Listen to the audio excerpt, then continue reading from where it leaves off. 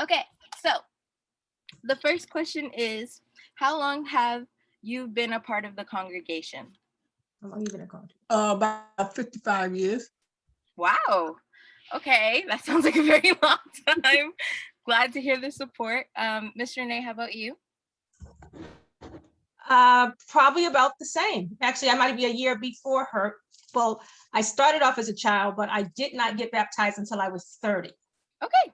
So that'll be 30 something years, but I did start going to Concord when I was 7. Okay. All right. Second question. Have you served in ministries or witnessed a major church event transition, such as changing a location or a different pastor leadership? Okay, I'll go first. Yes, I've seen Concord have 4 pastors: Reverend Adams, Reverend Caldwell, Reverend Coleman, Pastor Hughes. Same with you. Same thing. All right. And have you served in any ministries? Yes, my very first ministry, I served as a junior usher under Mrs. Gilly. Then after ushering, I would say I was a part of the women's ministry for years. I've been a trustee. Okay. As a trustee, actually, it was funny because I served under my dad, who was the chair of the trustees. Wow. Okay. Okay, you want to answer what part ministry Yeah. you've been in? My question is, I was a deaconess for 32 years. Wow. I was trained under Deaconess Thelma McCall. Mhm. And after that, after she resigned, I became the chair of the deaconess board until I became a deacon. Wow. And that's been about 20 years now. Wow. Okay. Wow. Next question. Where did you grow up? Me, I grew up, I came to Boston when I was 15 years old, but I was born in Georgia. Basically, you can say all my life I've been here in Boston. Wow. Okay. Yeah, met my husband here, yeah. I lived in Boston until I was 9, and then we moved to Brockton, and I grew up in Brockton. So I went to several of the schools you guys have gone to. I went to Brookfield, North Junior High, and Brockton High grad. So I grew up in Brockton. Wow. I didn't know that. Yeah. Wow. Okay. So I might have a few questions later. Okay. I can get you to Brockton. Who was the first person that brought you to church? Definitely my parents and my grandmother and great grandmother. Same here, my mother and my grandmother. Wow. Okay. Well, see, it's passed down to the family. What church do you currently attend? Concord, but since we've been home on COVID, I do quite a few online services. That's the beauty of being home. But we're both members of Concord. Okay. How long have you attended Concord personally? Okay. I was taken to Concord when I was 7. Again, we were living in the South End. We were living in Castle Square, so we could walk to church. So I actually lived across the street from the Mills, Roscoe and his mom. And so that's how I started going to Concord, started going to church with Roscoe and his family and my dad. So I started at 7. As I mentioned, I grew up in Brockton. So when I became a teen, I became very adamant about wanting to go to church with my friends versus, even though I had friends at Concord, but I wanted to go to church with the people I went to high school with. So I spent my high school years going to church in Brockton at Messiah Baptist. I didn't join because I knew I thought my parents would be upset because they were at Concord. So that's how I ended up being later joining Concord, because I spent my teen years at Messiah Baptist a lot. My teen years at Messiah Baptist. Okay. Thank you for the deeper explanation. And me, I only been in 2 churches since I came to Boston. When I first originally came to Boston, all my family remember a New Hope Baptist Church. Okay. I was in New Hope Baptist Church until my husband was going to Concord and my kids was going there. So I joined there as a family. So I've been at Concord about between 54, 55 years now. Okay, great, thank you.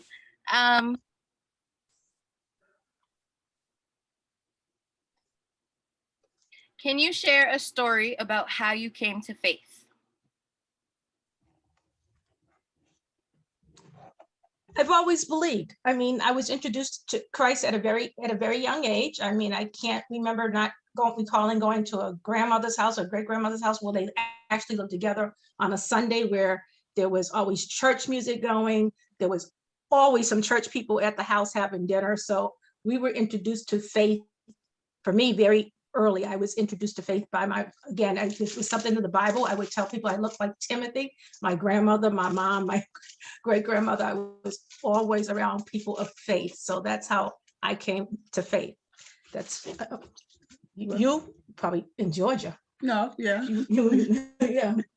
Like I said, I grew up in Georgia, and I joined church and got baptized when I was like 10 years old.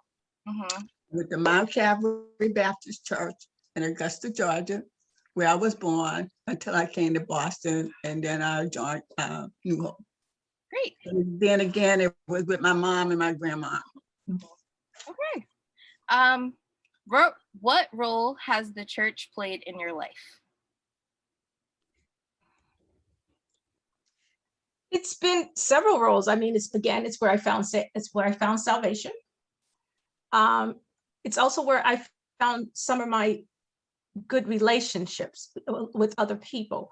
I think for me, one of the strongest ministries that I've ever been over is, at one point I was over the young women's ministry, and that was for young ladies 12 to 18. And I developed a real strong rapport with many of them who I still can connect with. And it gave me a chance to be vulnerable because they were vulnerable. And so I think that was probably one of my biggest connections in ministry. Definitely was my role being over the young women's ministry. Wow. Okay. Yours is probably Besides being a deaconess, my first encounter was the first women ministry of Concord Baptist Church. And it was formed under people named that's no longer tied with the women ministry.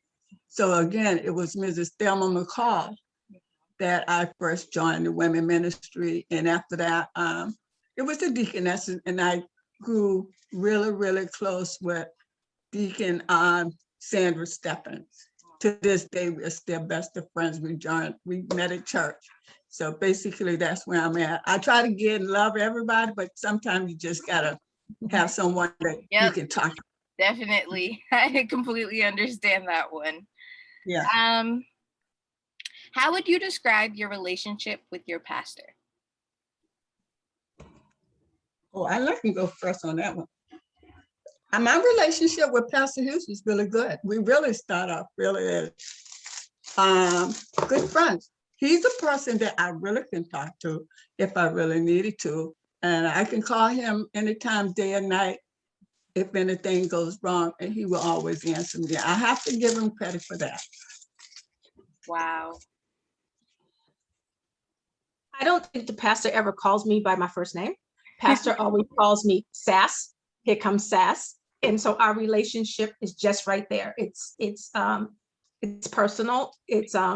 We've worked on projects together with a couple of people outside of the church. Like the pastor and I started a quarterly newsletter we used to do together. And so quarterly, we spent a lot of time together with him and the people who were writing and the graphic artist people. So I would say, we have a good, solid relationship.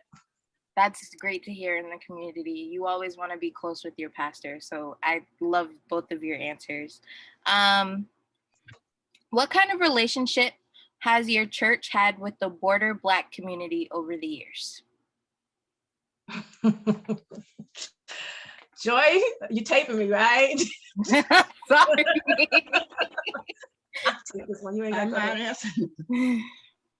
I don't think we do enough. It's funny because I'm coming off of teaching a 10-week Bible study at the church called Building the Bridge. And Building the Bridge That Divides, it's not only dealing with the Black community, but how the Black community could deal with other races and nationalities. So I believe that there's more that we can go into the Black community to do. In COVID, people found out medical is really a challenge in the Black community. Yes. Black community did not have the proper internet services. Mhm. People did not have Chromebooks where when kids instantly were sent home, they could not do the work that they needed. So I think that we can tap into that area a little bit more. Yes. I definitely agree with you. I definitely agree with you. Does your have an answer as well? Nope, we're gonna go with my answer. Okay. In what ways do you observe your church being distant or similar to other churches? I think similar, we carry on certain programs and ministries that other churches do. You know, we have the food pantry, you have the conferences for men and women and youth.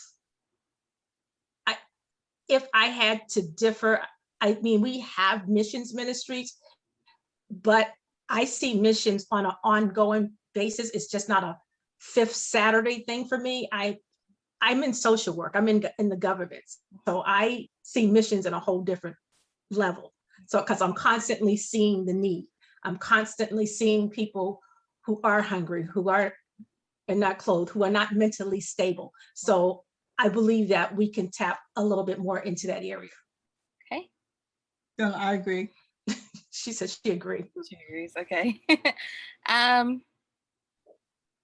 What is one of your favorite memories from your church? Oh, wow. One of my favorite. Your Sunday school teachers. What do you want to go? What is one of your favorite memories from the church? My memories. Favorite. My favorite memories is the first time I went on a women's retreat, and we was in a hall. It was like it was a campsite. It wasn't no fancy hotel. It was just real people, down to earth people. A lot of them are gone, but you talking to people like Susie Taylor and all of us, and we just bring a dish and get up in the bed and talk with each other. It wasn't anything fancy. So those are some of my fond remember. Josephine McCall, all those people. So that's my fond remember. Okay. I got several. I can't put it on one.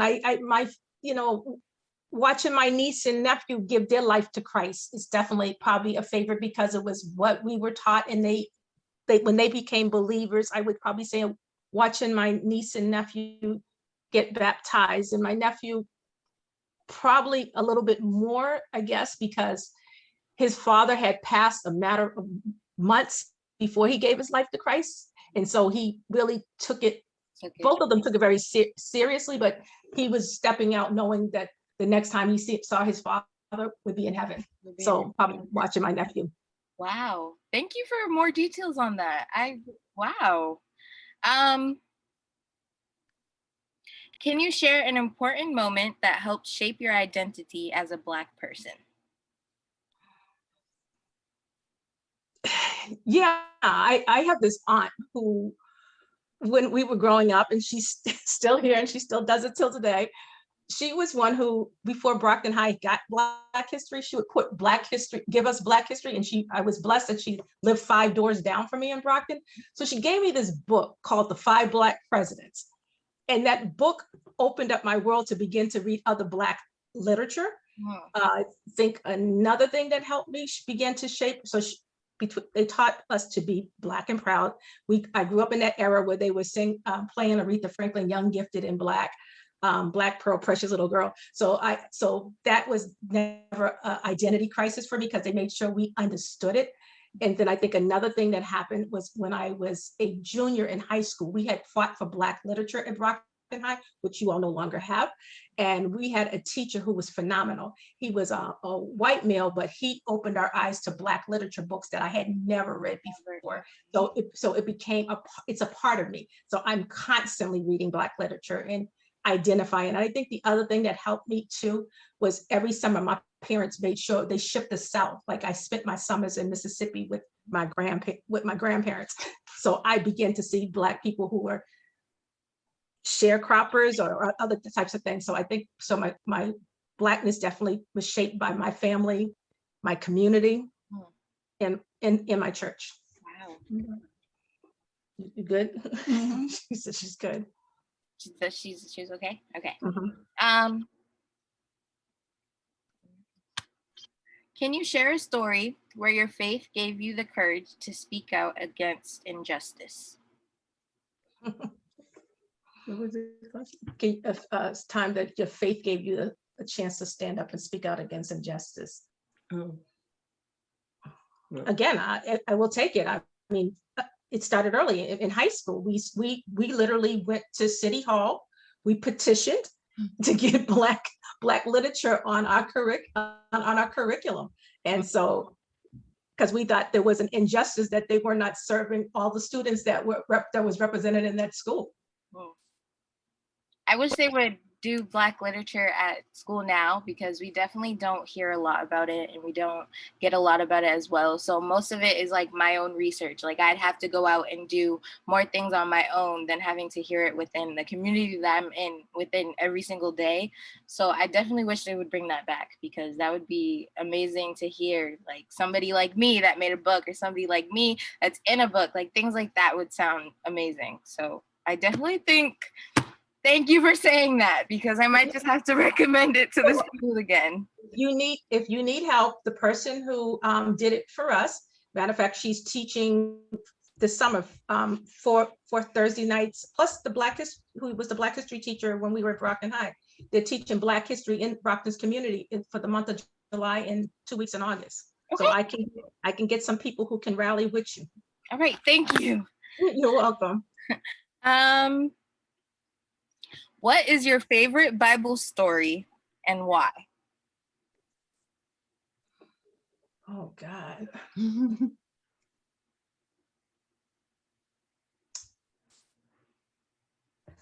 I like hidden people in the Bible. I really do. So I would say Poor and Shipra. And they were the two Egyptian slave women who said, when they told them to kill all the baby boys, they didn't do it. So I like them because they stood up against the odds. I also like the 5 sisters Moses' daughters, who went before the king to fight for their land, because their father had no sons. So I like that story, because it's again about, first of all, 5 women who went together, because if they're based on their personalities and what their names mean, if they went by themselves, they would have never got it. So it was 5 women who were able to come together, collaborate for one cause, and they changed the law. So the Daughters of Zelophehad had definitely one of my favorites too. What are your favorite stories in the Bible? You like David? all right, like David. Hannah. Yeah. Well, no kind of people. She said Hannah. Hannah? Okay. Because she was a praying woman. Okay. Wow. Thank you both for your answer. Definitely might have to check up on my stories a little, but definitely. I have 4 more questions for you, and then if you guys have any questions for me, you can ask them. So the next question is, what do you feel most grateful for in your life? What we feel most grateful for? Mm-hmm. Right now, I'm just grateful that my husband is doing good. A lot of people doesn't know he had emergency surgery, and it was devastating, but he's back. He's coming back, and I thank God for that. So I'm always happy when I give and make sure that they're happy before I make myself happy. And I am so grateful to God to still allow him to still be here with me, because by the way, next Sunday we've been married. Next week we've been married 65 years. Wow, congratulations. I will definitely keep him in my prayers as well. Thank you. Your mother's gonna shoot me because she doesn't know. She probably will. So Lasagna's gonna shoot me because they're gonna be like, what happened? So Teresa told me, what did I just hear happen? Okay, let's repeat the question again so I make sure. What do you feel most grateful for in your life? as cliche as it may sound in church, salvation. Salvation is something that I'm grateful for, definitely. I'm grateful for good health. Grateful for, being everyone around me right now it's in fairly good health, and being grateful that God supplies my needs. Yes. Wow. Thank you. You're Okay, welcome. next question. Can you describe one of your happiest memories? Wow. One of my happiest. As long as I've lived, I've seen some really good memories. I know that question is definitely a hard one. I guess I think I'm like my mom in this sense. I'm happy when I see other people in my family succeed. So I mean, I've had happy moments when I watched my niece graduate like high school, top of her class, and was National Honor Society, because she was one of the first people in our family to make it to the National Honor Society. I was grateful that she went to Boston College on a free academic ride. And I think maybe I was happy because, in spite of what people think about single parents, my sister was a single parent and she raised a child to become a National Honor Society person and get a free ride to Boston College, who later on she went on to NYU to get a master's. So they've been some of my happiest moments, watching my sister, who got pregnant in college, go back to school herself and get a master's degree. So it's definitely those two have put a lot of smiles on my face. Definitely. Wow. Kudos to your sister and everything. Wow, she's very strong. Mhm. Does your mom have an answer? Oh, no, my Mhm. answer is the same, just to watch my grandkids. My kids, they did well, but I was just watching my grandkids through every step of the way, from kindergarten all the way through college. So I've been some places, but my final memory is when she went to New York, NYU, to get her first master. I got to stay in her dorm. I thought I was in school. Wow, thank you for your answers. What are your greatest accomplishments in life? So what do you feel is your best? Top three. We'll go with top three. My sister would tell you, being the cheerleader and making sure that my niece and her, they got what they needed to go to school. I think another one would be probably Shanae Williams, who grew up at Concord, and Shanae's mom passed when Shanae was about 3, and Shanae didn't think she could get to college, and being able to sit at Shanae's high school graduation, and then her first year of college, being able to go to Washington, D.C. and make sure she was okay in her dorm. And so now she's a college grad who is a successful businesswoman. Wow. So knowing that I had a part in that would probably be some of my happiest moments.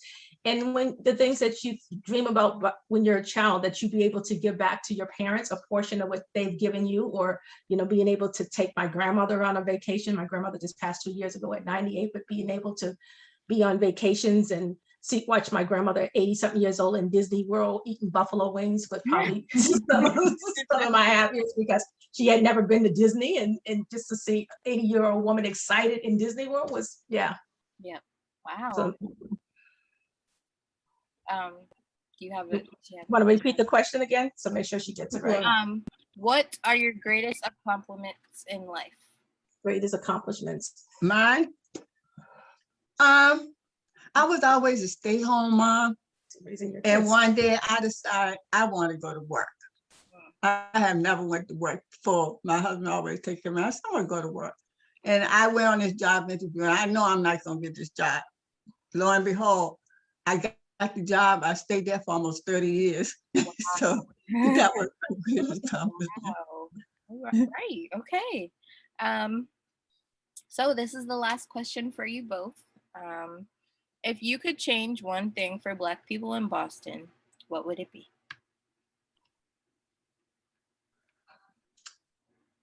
I would make sure they would be empowered. I would make sure they knew the tools or the resources resources that are out there for them. There's a lot of resources in Boston that people are not aware of. Like there's one, if you're between the ages of 18 and 28, you can go to get training for coding IT, and it's free. And they place them in major corporations like Google and Wayfair, and they come out making $100,000. So I would make sure they were more resourceful. Wow, thank you. You're welcome. Okay. She says she's good. All right, so that was the last question. Do you guys have any questions for me? So what are you doing this project for? So the church, it was they gave the youth an opportunity to interview those who were older than us that have been in Boston churches, to be exact. But like, even if you started outwards and you came inwards. So just to learn your history about what happened throughout the church, like years before you were born, like what was going on. Was there transitions that people saw that we personally as kids wouldn't like be able to see, except when the church moved to the most recent location. I was here for that, but I was so young. I was kind of just like, oh yeah, I was here, but I just remember from pictures. So just being able to hear stories from other people and what they've gone through when they were younger to what they go through now and how much they want to see a change in the community. So the interview was pretty much just based off of that. I think one of the transitions that we saw that was powerful, our church burnt down. And to rebuild after a fire was amazing and came back even a stronger congregation. Wow, I had no clue the church went through a fire. So yeah, that definitely gives me more information. So thank you. You're welcome. Right. Any other questions? No, I'm good. So enjoy camp and tell your family we said hello. I will. All Thank right. you again for this interview. It was You're welcome. lovely talking to you both. Thank you. Bye. All right. Bye-bye. Bye.